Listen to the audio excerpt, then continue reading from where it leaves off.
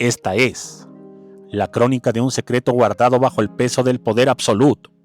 Una historia donde la luz de los reflectores se cruza con las sombras de los despachos presidenciales y donde un corazón rechazado fue capaz de mover los hilos de todo un país para consumar una venganza que duraría décadas.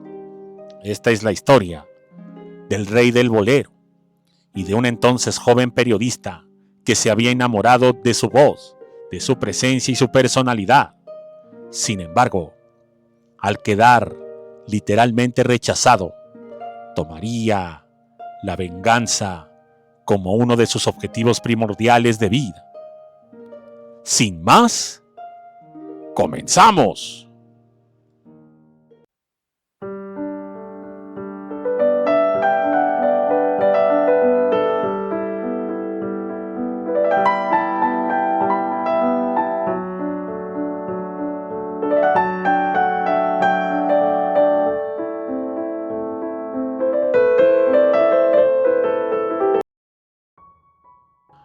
En 1965, el aire de la Ciudad de México vibraba con el bolero, en las noches de gala y en los pasillos de las incipientes televisoras. El nombre de Lucho Gatica era mucho más que el de un cantante. Era el rey del bolero, una deidad de romanticismo que paralizaba continentes enteros con solo un susurro. En ese mismo escenario, un joven y ambicioso periodista llamado Jacobo Zabludovsky comenzaba a escalar en las empinadas y peligrosas escaleras de la influencia mediática. Nadie sospechaba que, tras los anteojos de armazón grueso y la voz engolada de aquel reportero que parecía devorar el mundo con la mirada, se gestaba una obsesión silenciosa, profunda y a la postre devastador. Jacobo no solo admiraba el talento del chileno, se sintió profundamente atraído por el hombre que hacía suspirar al mundo. En los encuentros tras bambalinas, en las entrevistas que servían de excusa para la cercanía física, el periodista intentó tender puentes que iban mucho más allá de la admiración profesional. Buscaba una conexión íntima, un reconocimiento que Lucho Gatica, un hombre de su tiempo y profundamente enamorado de su esposa, no estaba dispuesto a dar.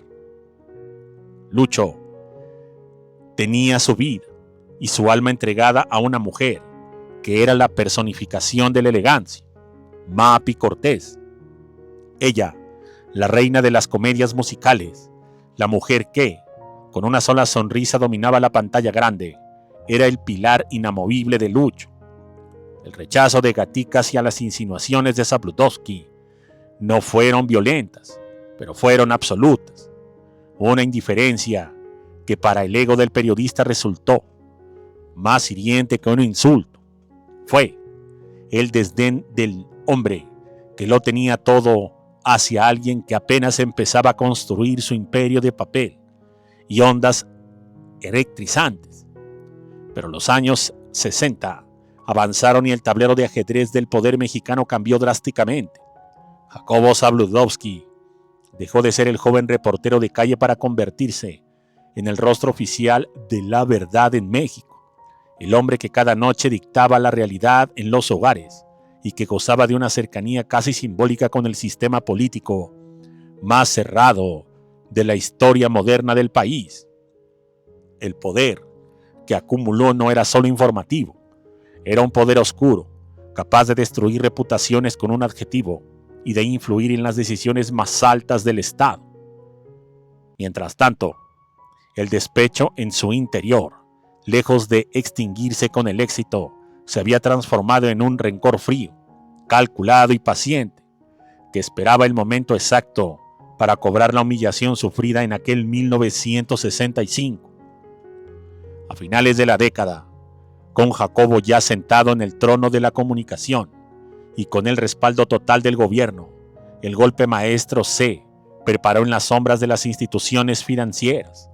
Zabludovsky sabía que, para destruir a una pareja tan amada y respetada como la de Mapi Cortés y Lucho Gatica, no bastaba con el chisme o la calumnia mediática. Necesitaba el peso aplastante de la ley.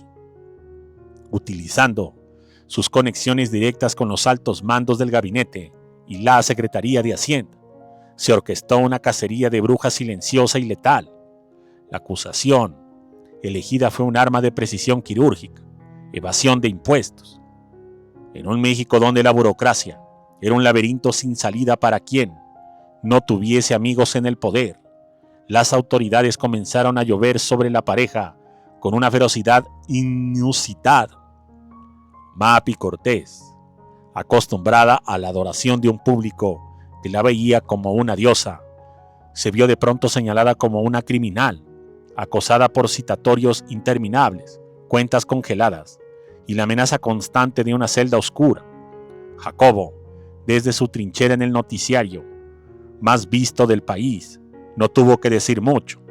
El vacío informativo y el retiro repentino de todos los contratos publicitarios y televisivos hicieron el trabajo sucio. Fue una asfixia lental, diseñada para quebrar el espíritu. La pareja se encontró de repente sola, rodeada de un muro de concreto estatal, que Zabludovsky ayudaba a levantar ladrillo por ladrillo cada vez que hablaba con sus contactos en las esferas presidenciales. El mensaje, aunque nunca se pronunció frente a una cámara, era claro. En el México de Jacobo no había lugar para quienes lo habían rechazado. La presión se volvió insoportable, afectando la salud y la carrera de ambos artistas. No se trataba solo de dinero, era el robo de su tranquilidad y de la partida adoptiva que tanto amaba y que les había dado todo. Finalmente, la sugerencia llegó de forma extraoficial desde las oficinas gubernamentales. Para que los problemas legales se esfumaran y la persecución cesara, ellos debían desaparecer del mapa nacional. El destierro fue la única salida para salvar su libertad. Mapi Cortés y Lucho Gatica tuvieron que abandonar México en condiciones humillantes, empacando décadas de gloria en maletas cargadas de amargura y confusión. Jacobo Zabludovsky observó desde su pedestal cómo los aviones despegaban, sintiendo la satisfacción gélida de que ha borrado de su vida el recordatorio viviente de su propia vulnerabilidad, pues sabía que estaba dolido y rechazado, mientras él se consolidaba como uno de los hombres más poderosos de la televisión. La pareja se alejaba hacia el exilio, víctimas de un amor no correspondido que se transformó en una maquinaria de Estado. Fue la venganza perfecta, una historia de desprecio y poder que el propio Jacobo se encargó de que nunca fuera noticia, dictando un olvido forzado sobre dos de las estrellas más brillantes que alguna vez iluminaron el suelo mexicano. Se sabe que los que rodeaban a Jacobo lo veían llorar de rabia cuando fue rechazado literalmente por Lucho, y también afirmaron que decía enfrente de un espejo que se iba a vengar. Muchas gracias y hasta la próxima.